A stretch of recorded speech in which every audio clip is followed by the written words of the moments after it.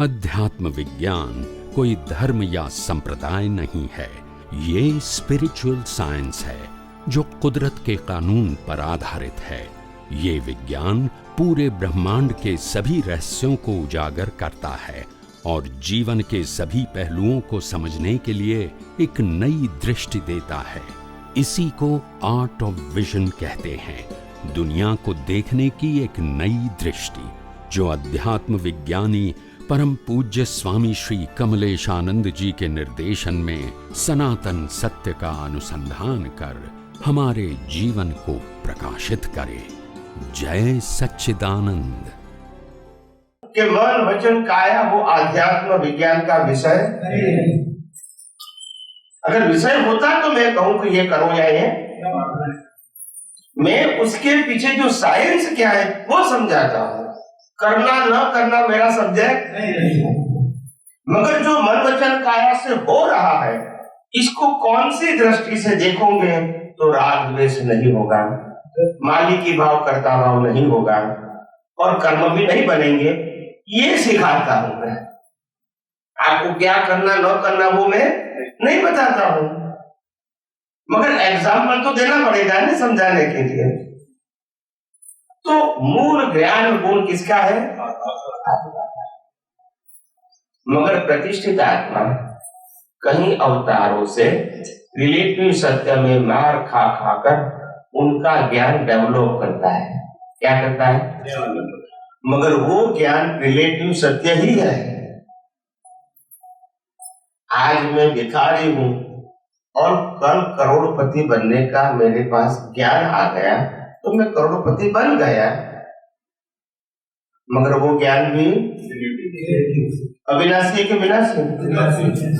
आज मैं झोपड़ी में रह रहा हूं, कल मेरे को बंगला मिल जाएगा, तो वो रिलेटिव सत्य है या सनातन सत्य? आज मैं शरीर से भिखारी हूं, कल राजा बन गया, तो वो रिलेटिव सत्य है या सनातन सत्य? रिलेटिव सत्य का मतलब विनाशी सत्य, जिसकी बिगिनिंग और एंड। जब मैं राजा बना तो एक दिन मेरे को मरना भी या गादी छोड़ना भी, तो रिलेटिव सत्य है, वो अवस्थाओं का सत्य है। और मैं रियल सत्य हूँ, मैं अवस्थाओं का सत्य। मैं यह शरीर रहे या न रहे, या शरीर की कोई अवस्था रहे या न रहे, मैं तो रहूंगा। ऐसा मैं अविनाशी, ऐसा शुद्ध आत्मा। और इसीलिए मन वचन काया और इसकी अवस्थाओं में उलझना नहीं। जो भी है इसको पकड़ के भी नहीं रखना है। आप समझे? देखते जाओ। You are the only observer. Observe करते जाओ। एक महाशय ने पूछा कि ऑब्जर्वर का मतलब क्या है, या तो ऑब्जर्वेशन का मतलब क्या है? ऑब्जर्वेशन का मतलब होता है प्रतिभाव नहीं देना। क्या बताया? जो भी हो वो देखो, प्रतिभाव तो ऑब्जर्वर हो गए। तो फिर वो दूसरा को महाशय ने प्रश्न किया, आप ऐसा स्थूल एग्जाम्पल दे दो। स्थूल समझते हैं, जो हम समझ जाए आसानी से। तो मैंने कहा, जो कैमरा होता है, वीडियो कैमरा, वो ऑन करोगे तो रिकॉर्ड करेगा। क्या करेगा? तो वो ऑब्जर्वर, वो रिसीवर है। जो दिखता है वो क्या करता है? और जो मिरर है वो ऑब्जर्वर है। मिरर क्या है? अगर आप खड़े हो गए तो आपको वो दिखाएगा, आप खिंच गए तो वो रिसीव नहीं करेगा। और कैमरा तो हमको कैमरा मिरर बनना है, ऑब्जर्वर। जो भी सामने आए दिखेगा, चला जाएगा तो खत्म हो जाएगा, उसके कोई प्रतिभाव देने की जरूरत नहीं। समझ में आता है? और उसको सामान्य भाषा में, गुजराती भाषा में कहो या शब्दों की भाषा में कहो तो निरीक्षक और परीक्षक। निरीक्षक का मतलब होता है ऑब्जर्वर, परीक्षक का मतलब होता है उसको जानने की कोशिश करो, समझने की कोशिश करो, इसमें डीप चले जाओ, वो निरीक्षक हो गए। हमको निरीक्षक क्यों नहीं बनना है?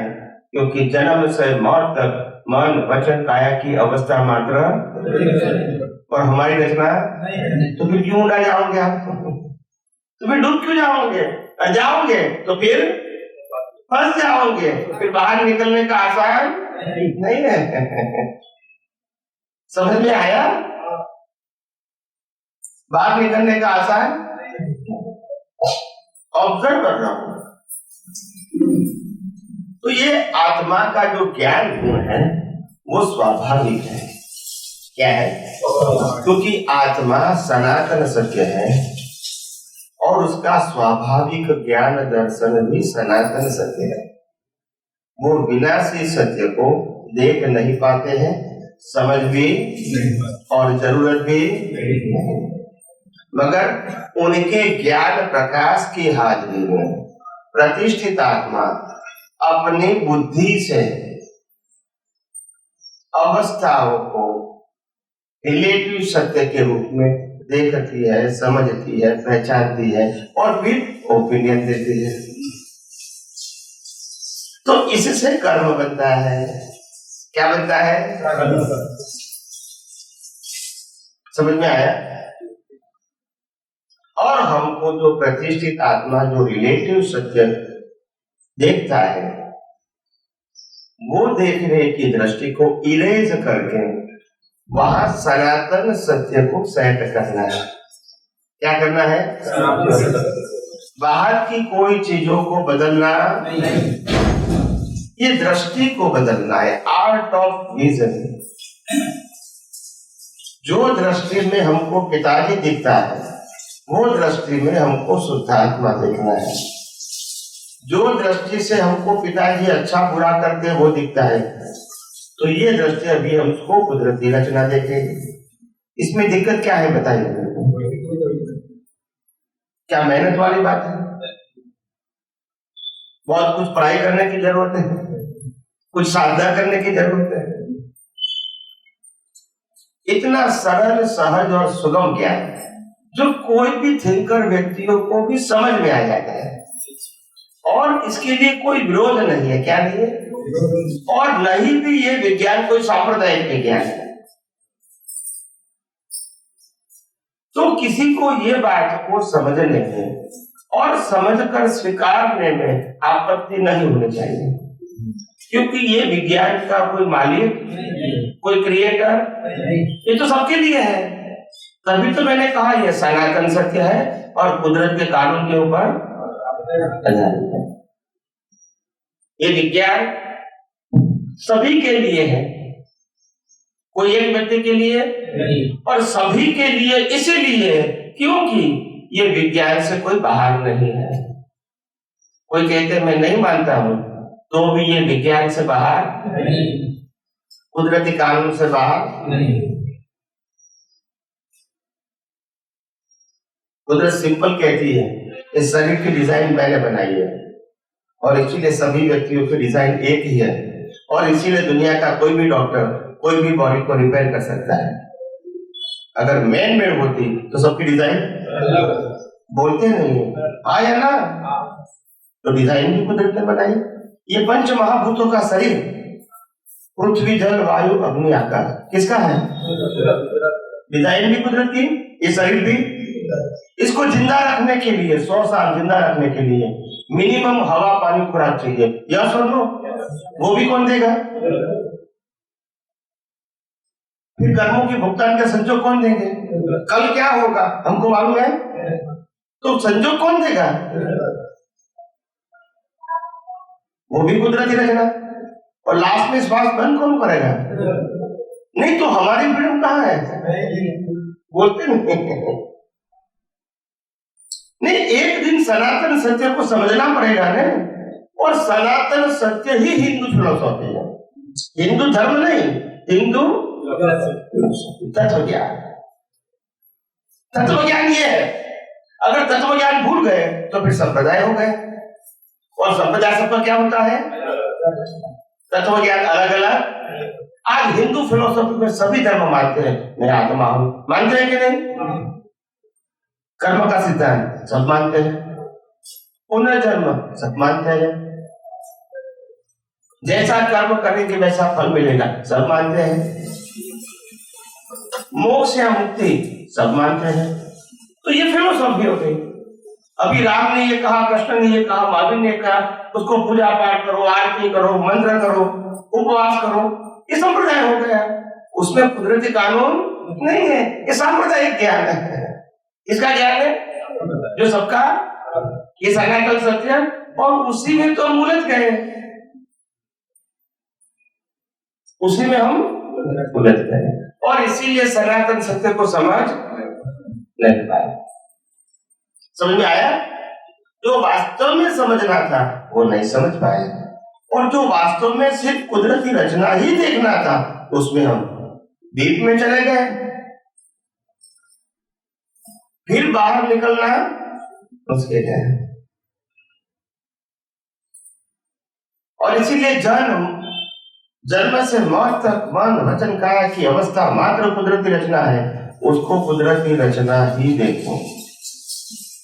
यही संसार से मुक्त रहने का सहज, सरल और सुगम मार्ग है। ऐसे घर बार छोड़ना उससे मुक्ति, आप समझे? अज्ञान को मिटाना वो मुक्ति है, घर बार छोड़ना वो मुक्ति। घर बार छोड़ दिया और अज्ञान तो वही का वही रहा, तो राग द्वेष तो होते रहेंगे, क्रोध मान माया लोग होता रहेगा, और कर्म भी, तो फिर त्याग लेने से क्या फायदा? एक अवस्था से दूसरी अवस्था में आ गए, मगर अज्ञान तो वही था, निकालने का अज्ञान था। क्या बताया? और हमने परिवार को छोड़ दिया, बोलते नहीं है। जो परिवार 40-50 साल 17-80 साल में छूटने वाला है वो मैंने आप छोड़ दिया, बोलते नहीं है। आया ना?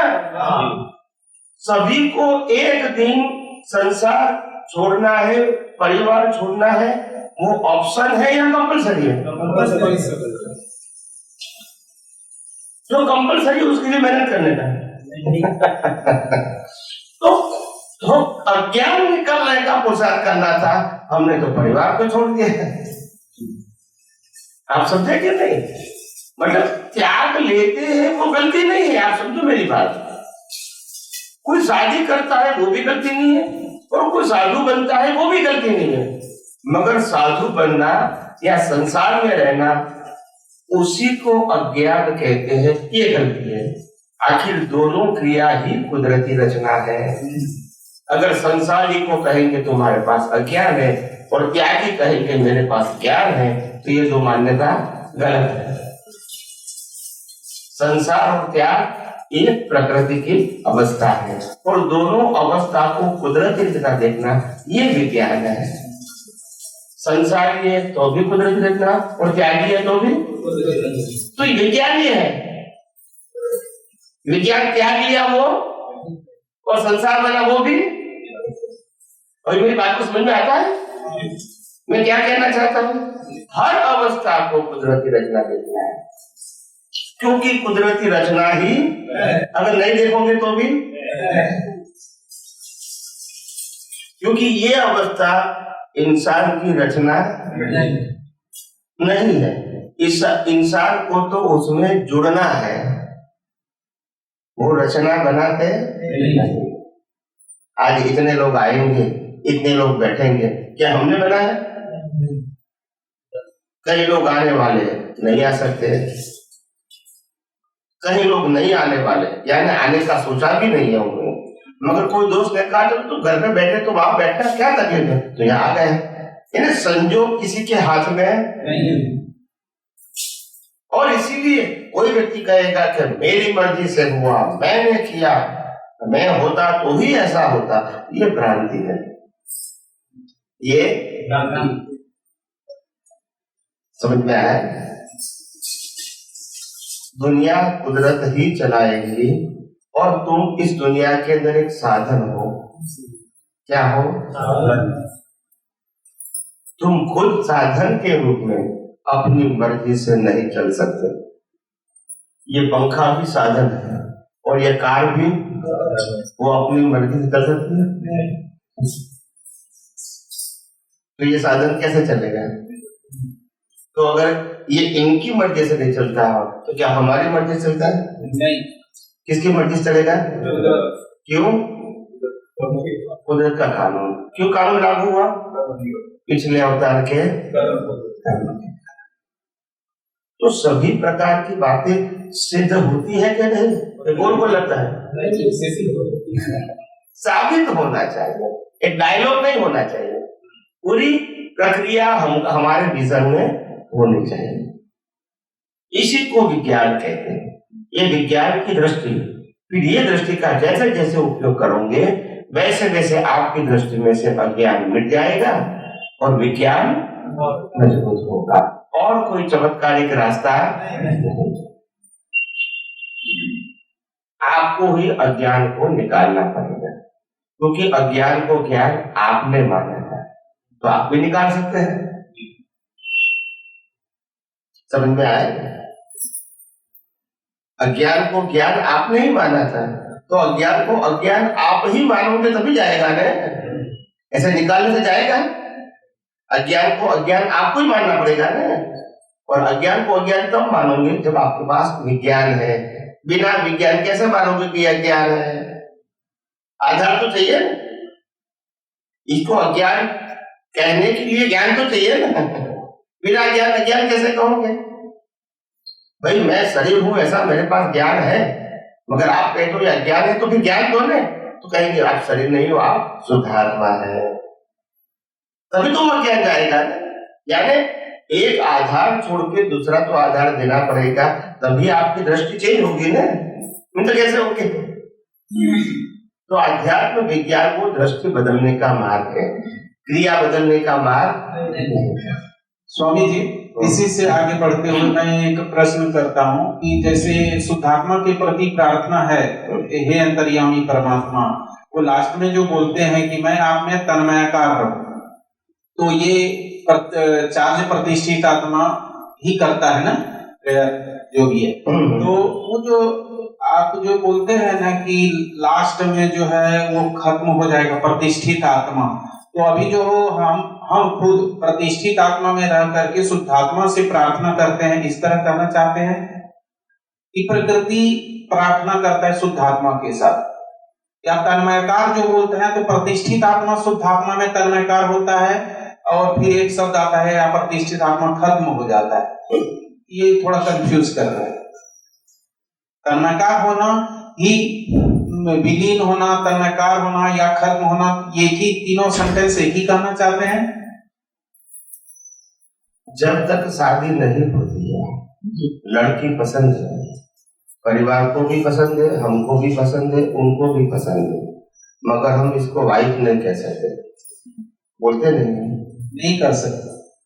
लड़की तो वही है, हम भी वही है, और दोनों का परिवार भी, और एक दूसरे को पसंद भी है, और वाइफ बोल सकते हैं?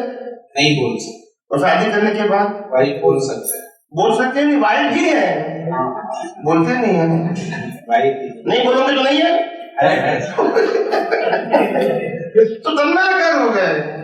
पहले सोचा कि उनके साथ शादी करेंगे तो वाइफ के रूप में आएंगे, वो सोचा हमने, फिर प्रयास किया, फिर दोनों परिवार मिले, दोनों व्यक्ति मिले, फिर दोनों की सहमति हुई, फिर प्रक्रिया हुई, अभी हो गई, अभी वाइफ बनानी नहीं है, वाइफ ही है। तो तन्मयकार का मतलब है अभी मैं शरीर भी हूँ और शुद्धात्मा भी हूँ। व्यवहार से शरीर हूँ, निश्चय से शुद्धात्मा हूँ, व्यवहार से शरीर हूँ, निश्चय से शुद्धात्मा हूँ। फिर जब अज्ञान खत्म हो जाएगा तो मैं शुद्धात्मा ही हूँ, और शरीर कुदरती रचना है, वो बोलने की जरूरत नहीं है, देखने की जरूरत नहीं है, क्योंकि अज्ञान